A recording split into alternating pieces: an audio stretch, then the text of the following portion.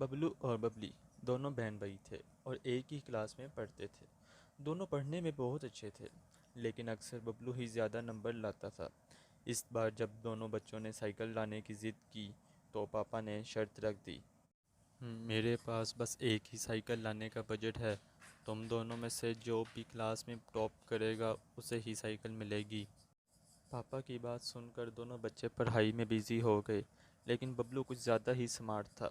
उसे पता था कि मार्क्स कैसे आते हैं। वो सिर्फ उतना ही पढ़ता था जितना एग्ज़ाम्स में आने वाला है, और वहाँ ही बबली को पढ़ाई का शौक़ था और वो पूरी किताब पढ़ती थी।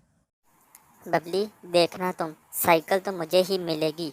तुम जो इतना पढ़ रही हो ना, ये सब बेकार है। एग्जाम में ये सब नहीं आने वाला।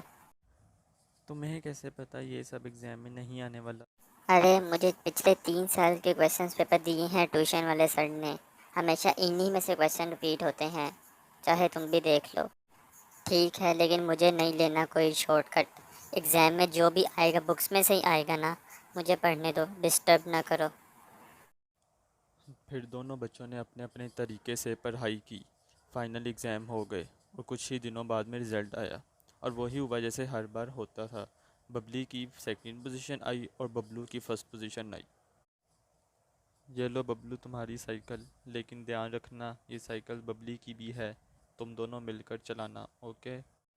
उसी दिन शाम को सब खाना खाने बाहर गए।